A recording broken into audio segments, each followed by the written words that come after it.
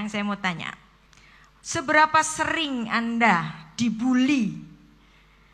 Tidak boleh merayakan Natal, karena itu hari rayanya dewa kafir. Nah, siapa yang sering dikafir-kafirin kalau merayakan Natal? Ayo angkat tangan.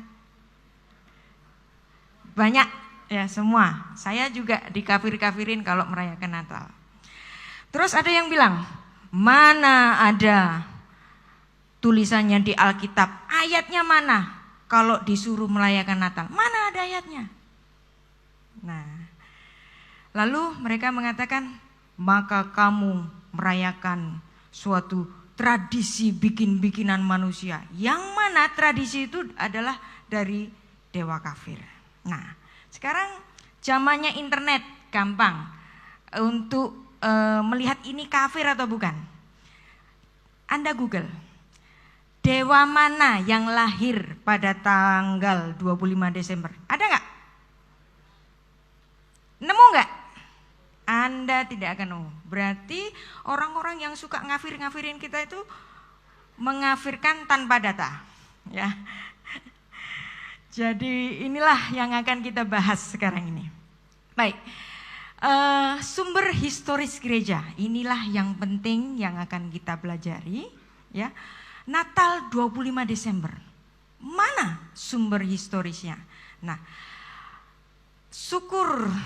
bersyukur luar biasa bahwa Bapak Gembala mempunyai visi yang jauh, ya, yang melebihi dari gereja-gereja yang lain, bahwa jemaat dari GSK itu harus menjadi jemaat yang belajar. Maka apabila para jemaatnya ini belajar, keimanan Anda ini bukan sekedar keimanan kepercayaan imani, tetapi keimanan Anda itu harus dikonfirmasi dengan bukti-bukti sejarah, termasuk Natal yang akan kita rayakan yang pada tanggal 25 Desember itu. Dari mana muaranya 25 Desember? Muara Natal 25 Desember itu, ya, adalah dari Hanukkah yang tanggalnya itu adalah tanggal 25 Kislev. Ya, 25 Kislev. Tahun 5 sebelum Masehi. Anda ketik nanti di Google. Ini kalau dikonversikan pada kalender internasional itu jatuhnya tanggal berapa? Gampang. Dalam hitungan detik Anda akan ketemu 25 Desember. Wow. Ya. Nah, kalau misalnya itu mungkin ada kesalahan, internetnya salah deh gitu. Nah, nanti kita akan bicara mengenai dari mana,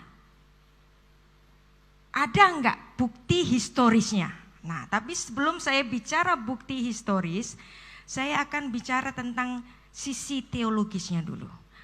Natal pertama, nubuat tentang Natal yang diberikan Tuhan, dimaklumkan Tuhan bagi dunia itu kapan diucapkan oleh Tuhan?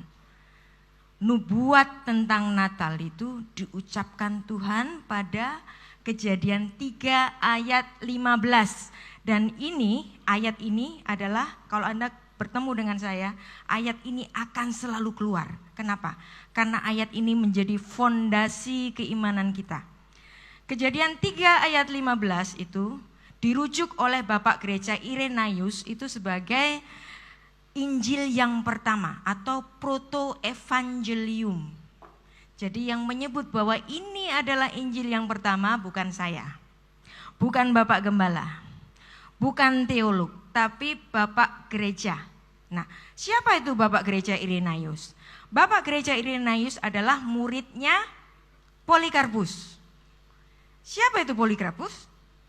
Muridnya Rasul Yohanes.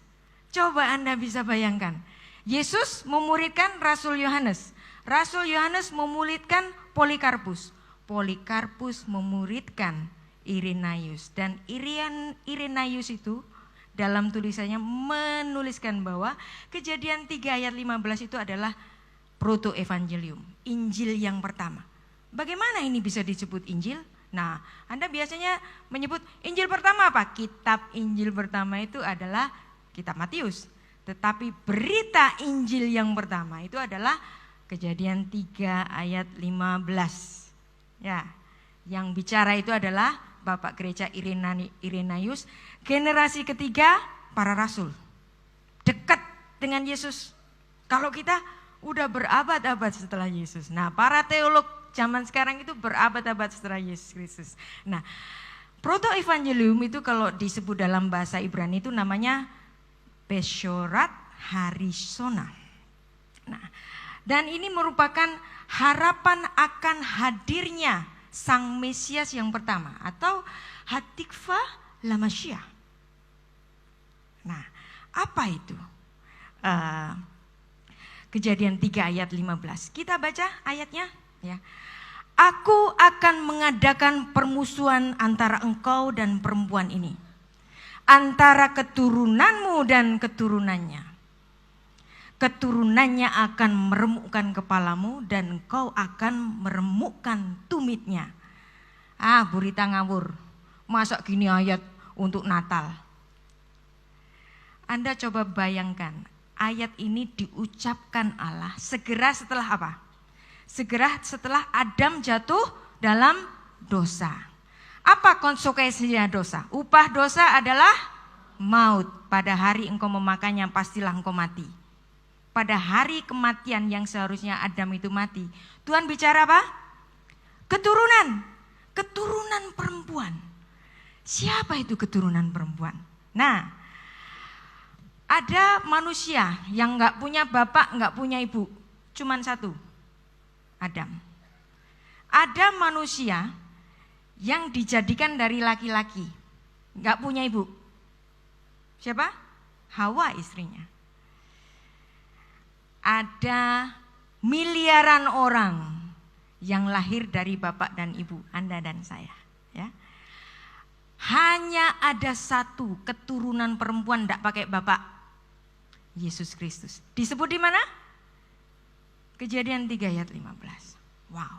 Jadi ini adalah berita Natal. Nah, sekarang bagaimana kalau kita misalnya dibully? Natal itu nggak boleh dirayakan. Yang penting itu Paskah. Iya, siapa yang nggak tahu? Ya, Paskah pastilah lebih penting dari Natal. Tapi tidak akan ada Paskah kalau tidak ada Natal, ya kan? Dan peristiwa Paskah, peristiwa kematian Yesus, sejak kapan diberitakan? Balik lagi kemana tadi? Ya, engkau akan meremukkan tumitnya, engkau akan merumukkan keturunan dari tumit. Ayo, sekarang siapa keturunan nama orang yang namanya tumit? Yakub. Yesus keturunan Yakub, lahir dari orang-orang Israel. Ya, nama lain dari Yakub itu siapa? Israel. Jadi Yesus keturunan Yakub. Tumit itu remuk. Tumit itu remuk artinya tumit itu akan mati. Jadi setiap kali kita memperingati Natal, itu adalah termasuk juga berita tentang kematiannya. Ya, jadi jangan takut untuk merayakan Natal, karena Natal itulah berita yang diberitakan oleh Tuhan pertama kali ketika Adam jatuh ke dalam dosa, dan inilah penggenapannya. Ada amin di sini? Amin. Terima kasih. Nah, sekarang bolehkah kita merayakan Natal? Ya.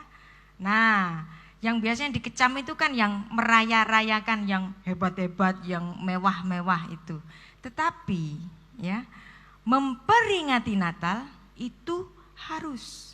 Dan ini menjadi berita Injil dari Rasul Paulus. Nah, kita baca ayatnya ya. Ingatlah ini, Yesus Kristus telah mati di antara orang mati, ya, telah bangkit di antara orang mati, yang telah dilahirkan. Berarti Yesus Kristus pernah Natal, lahir sebagai keturunan Daud. Nah, kalau Anda membaca ayat ini, ada berapa pokok pikiran yang sedang diberitakan oleh Rasul Paulus? Apa? Bangkit dari kematian, dari Yesus yang lahir dari keturunan Daud. Berarti ada 3 pokok.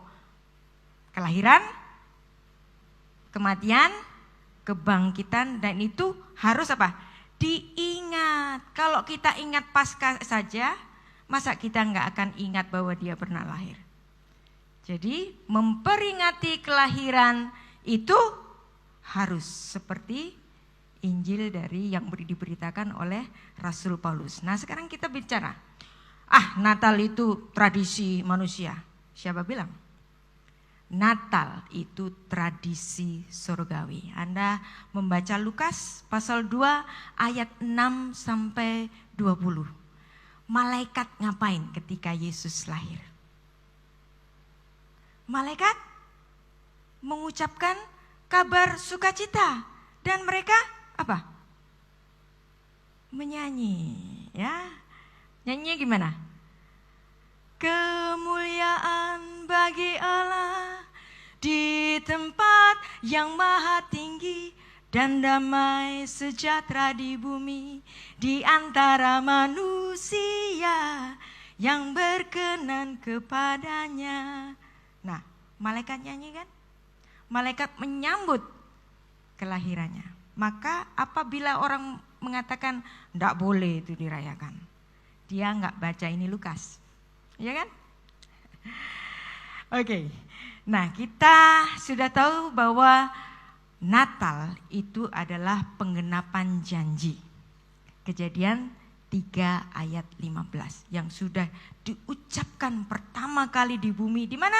Di Taman Eden. Nah, sekarang kita masuk pada putaran kedua, yaitu apa? Natal adalah Hanukkah. Bohong. Yesus sang terang dunia, ya, kita akan buktikan itu bohong apa enggak. Yesus sang terang dunia lahir pada hari raya Hanukkah 25 Kislev. Tanggal 25 Kislev, atau kalau dikonversikan dengan tanggalan Mesir itu tanggalan 29 bulan Kiyah. Kapan itu ditulis? Ditulis dalam satu dokumen